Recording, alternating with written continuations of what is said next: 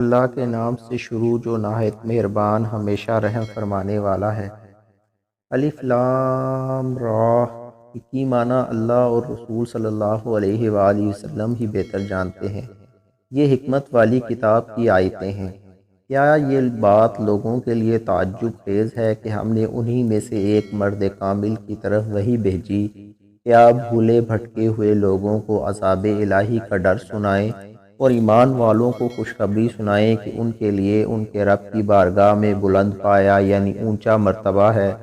کافر کہنے لگے بے شک یہ شخص تو کھلا جادوگر ہے۔ یقیناً تمہارا رب اللہ ہے جس نے آسمانوں اور زمین کی بالائی اور زرعی کائنات کو 6 دنوں یعنی 6 مدتوں یا مرحلوں میں تدریجاً پیدا فرمایا، پھر وہ عرش پر اپنی شان کے مطابق اپنے اقتدار کے ساتھ جلوہ افروز ہوا، یعنی تخلیق کائنات کے بعد اس کے تمام عوامل اور اجرام میں اپنے قانون اور نظام کے اجزاء کی صورت میں متمکن ہوا۔ وہی ہر کام کی تدبیر فرماتا ہے، یعنی ہر چیز کو ایک نظام کے تحت چلاتا ہے۔ اس کے حضور اس کی اجازت کے بغیر کوئی سفارش کرنے والا نہیں۔ یہی عظمت و قدرت والا اللہ تمہارا رب ہے، سو تم اسی کی عبادت کرو۔ پس کیا تم قبول نصیحت کے لیے غور نہیں کرتے؟ لوگو تم سب کو اسی کی طرف لوٹ کر جانا ہے۔ یہ اللہ کا سچا وعدہ ہے، بے شک وہی پیدائش کی ابتدا کرتا ہے، پھر وہی اسے دہرائے گا، تاکہ ان لوگوں کو جو ایمان لائے اور نیک عمل کیے انصاف کے ساتھ جزا دے۔ اور جن لوگوں نے کفر کیا ان کے لیے پینے کو کھولتا ہوا پانی اور دردناک عذاب ہے، اس کا بدلہ جو وہ کفر کیا کرتے تھے۔ وہی ہے جس نے سورج کو روشنی کا منبع بنایا اور چاند کو اس سے روشن کیا اور اس کے لیے کم و بیش دکھائی دینے کی منزلیں مقرر کی تاکہ تم برسوں کا شمار اور اوقات کا حساب معلوم کر سکو۔ اور اللہ نے یہ سب کچھ نہیں پیدا فرمایا مگر درست تدبیر کے ساتھ۔ وہ ان کی کائناتی حقیقتوں کے ذریعے انہیں خالقیت و وحدانیت اور قدرت کی نشانیاں ان لوگوں کے لیے تفصیل سے واضح فرماتا ہے جو علم رکھتے ہیں۔ بے شک رات اور دن کے بدلتے رہنے میں اور ان جملہ چیزوں میں جو اللہ نے آسمانوں اور زمین میں پیدا فرمائی ہیں، اسی طرح ان لوگوں کے لیے نشانیاں ہیں جو تقوی رکھتے ہیں۔ بے شک جو لوگ ہم سے ملنے کی امید نہیں رکھتے اور دنیاوی زندگی سے خوش ہیں، وہ اسی سے مطمئن ہو گئے ہیں، اور جو ہماری نشانیوں سے غافل ہیں انہی لوگوں کا ٹھکانہ جہنم ہے، ان اعمال کے بدلے جو وہ کماتے رہے۔ بے شک جو لوگ ایمان لائے اور نیک عمل کرتے رہے انہیں ان کا رب ان کے ایمان کے باعث جنتوں تک پہنچا دے گا، جہاں ان کی رہائش گاہوں کے نیچے سے نہریں بہہ رہی ہوں گی۔ یہ ٹھکانے اخروی نعمت کے باغات میں ہوں گے، اور نعمتوں اور بہاروں کو دیکھ کر ان جنتوں میں ان کی دعا یہ ہوگی کہ اے اللہ تو پاک ہے۔ اس میں ان کی آپس میں دعائے خیر کا کلمہ سلام ہوگا، یا اللہ تعالیٰ اور فرشتوں کی طرف سے ان کے لیے کلمہ استقبال سلام ہوگا، اور ان کی دعا ان کلمات پر ختم ہوگی کہ تمام تعریفیں اللہ کے لیے ہیں جو سب جہانوں کا پروردگار ہے۔ اور اگر اللہ ان کافر لوگوں کو برائی یعنی عذاب پہنچانے میں جلد بازی کرتا جیسے وہ طلب نعمت میں جلد بازی کرتے ہیں، تو یقیناً ان کی میعاد عمر ان کے حق میں جلد پوری کر دی گئی ہوتی تاکہ وہ مر کے جلد دوزخ میں پہنچیں۔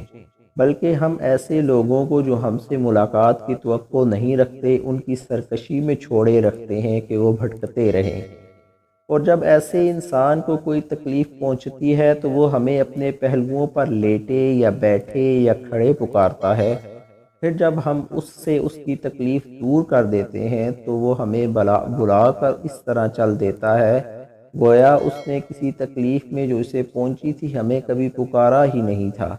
اسی طرح حد سے بڑھنے والوں کے لیے ان کے غلط اعمال آراستہ کر کے دکھائے گئے ہیں جو وہ کرتے رہے تھے۔ اور بے شک ہم نے تم سے پہلے بھی بہت سی قوموں کو ہلاک کر دیا جب انہوں نے ظلم کیا، اور ان کے رسول ان کے پاس واضح نشانیاں لے کر آئے مگر وہ ایمان لاتے ہی نہ تھے۔ اسی طرح ہم مجرم قوم کو ان کے عمل کی سزا دیتے ہیں۔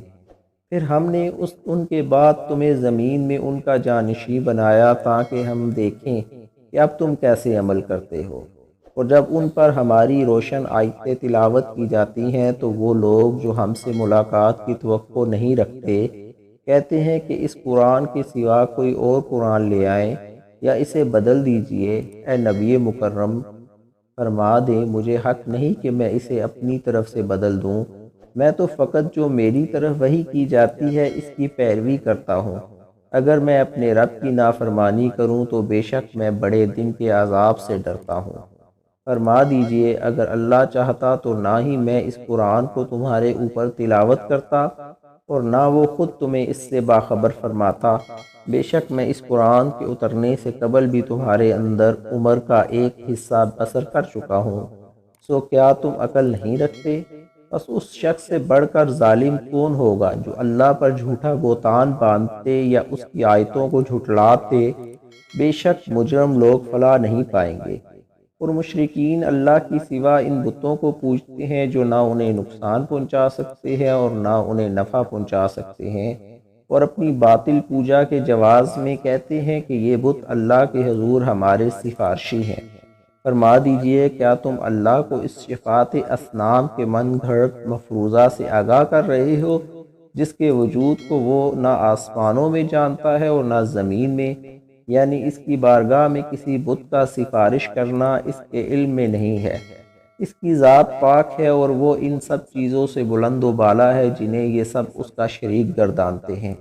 اور سارے لوگ ابتداءً میں ایک ہی جماعت تھے، پھر باہم اختلاف کر کے جدا جدا ہو گئے، اور اگر آپ کے رب کی طرف سے ایک بات پہلے سے طے نہ ہو چکی ہوتی کہ عذاب میں جلد بازی نہیں ہوگی تو ان کے درمیان ان باتوں کے بارے میں فیصلہ کیا جا چکا ہوتا جن میں وہ اختلاف کرتے ہیں۔